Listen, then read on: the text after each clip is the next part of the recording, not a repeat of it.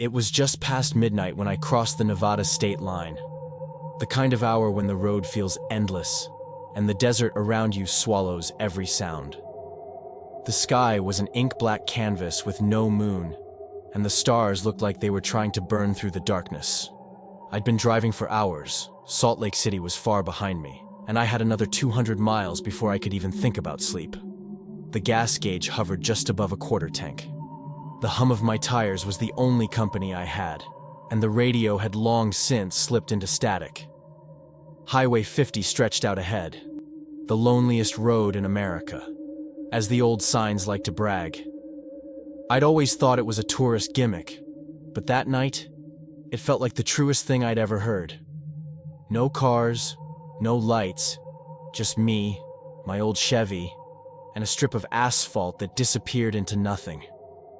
That's when I saw the first set of headlights behind me. They came out of nowhere, a sudden glow in the rearview mirror. I hadn't seen another vehicle for nearly an hour, but now there was a car, maybe 100 yards back, holding steady, matching my speed. I eased off the gas a little, expecting them to pass. They didn't. Instead, they hung there, just far enough to keep me guessing. It was a black sedan, older model, maybe late 70s, with those square, blunt headlights. I could tell because every now and then, the beam would catch the chrome on my rear bumper. Something about it felt wrong. The lights didn't flicker with bumps, didn't shift with the curves of the road. It was as if they were locked in place. After 10 minutes of this, I got uneasy. I tapped my brakes, just enough for the glow of my taillights to flare, hoping they'd take the hint and pass. The sedan didn't move. The desert air was cold, even with the heater running, but sweat started to bead on my neck. I rolled down the window just enough to get some air, and that's when I noticed it. No sound, no engine, no wind rush from a following car. Just my own tires against the pavement. I told myself I was imagining it. Long drives mess with your head. But my gut kept twisting tighter. I decided to test them. I pressed the accelerator, watching the speedometer climb. 65, 70, 75. My old Chevy rattled a little, but the sedan kept pace, staying locked at the exact same distance behind me. That was impossible. Out here, at that speed, you'd expect the car's headlights to bob or sway, but they stayed unnervingly still. I rounded a gentle curve in the highway, and for a split second, the car should have slipped out of view in my side mirror. It didn't. The lights stayed exactly where they were, as if the road bent around them. My hands were starting to ache from gripping the steering wheel so tightly. Then, just as suddenly as they'd appeared, the headlights went out. My rear view was empty. No taillights in the distance, no faint glow on the horizon. Nothing. I let out a shaky laugh, telling myself maybe they'd pulled off onto some dirt road I didn't notice. But out here, there weren't any dirt roads, just flat desert and sagebrush. 15 minutes passed. My heartbeat slowed. I was starting to feel stupid for letting it get to me. But then they came back. No slow approach, no gradual brightening. 1 second my mirror was dark, the next, bam! 2 perfect circles of light were back. Same distance, same position. I swear on my life, my stomach dropped like I'd missed a step in the dark. I reached for my phone, thinking I'd snap a photo or maybe call someone, but there was no service. The signal bar was a dead flat line. I gripped the wheel, telling myself just to drive, keep my eyes on the road, and I'd hit Fallon by dawn. But the longer they followed, the more I felt like the road was stretching, like Fallon was getting further away instead of closer. That's when I saw the figure. At first, I thought it was a mile marker, or maybe a road sign ahead, just a dark shape against the pale line of the shoulder. But as I got closer, I realized it was a man, tall, standing perfectly still just off the asphalt. He wore a long, dust-colored coat that fluttered faintly, even though there was no wind. His head was tilted down, like he was studying the ground. I slowed instinctively, trying to process why someone would be out here in the middle of the night. That's when his head snapped up. The headlights lit his face for maybe half a second, but that was enough. His eyes weren't reflecting light. They were glowing.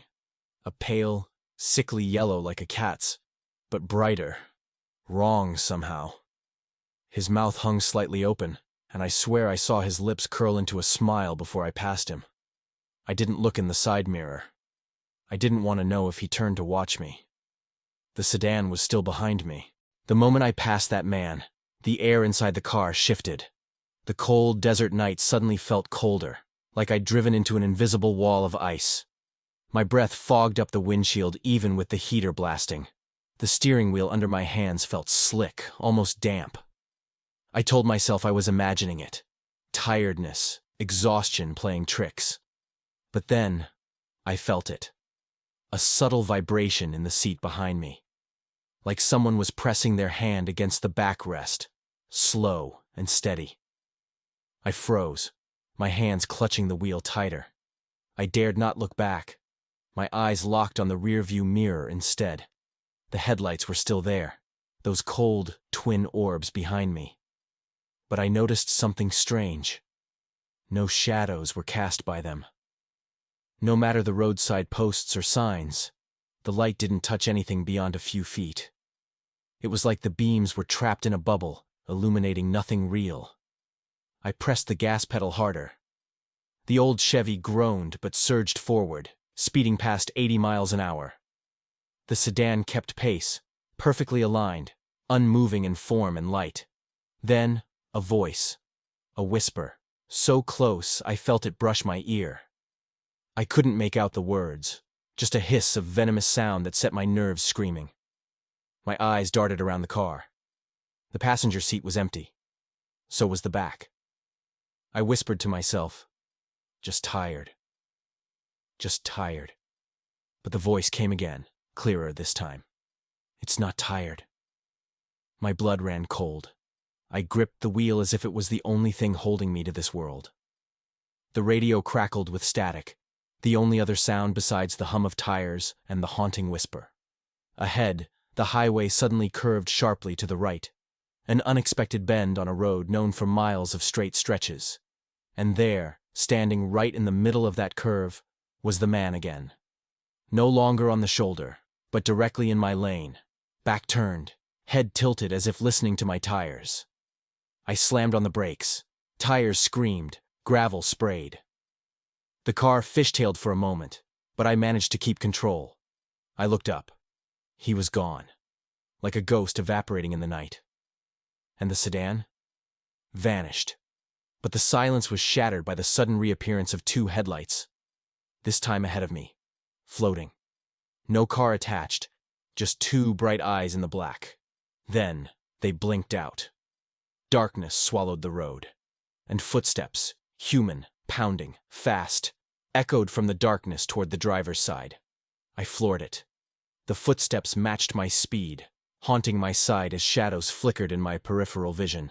And then, just as suddenly, they stopped. The desert fell silent. When the lights of Fallon finally appeared on the horizon, I slowed. At a gas station, a man asked me if I'd seen a black sedan. He told me the legend of a man in a coat who died trying to hitch a ride on this highway, whose ghost still haunts the road. I didn't tell him what I'd seen. But when I looked in my rearview mirror before driving off, I saw two headlights, and a figure smiling between them.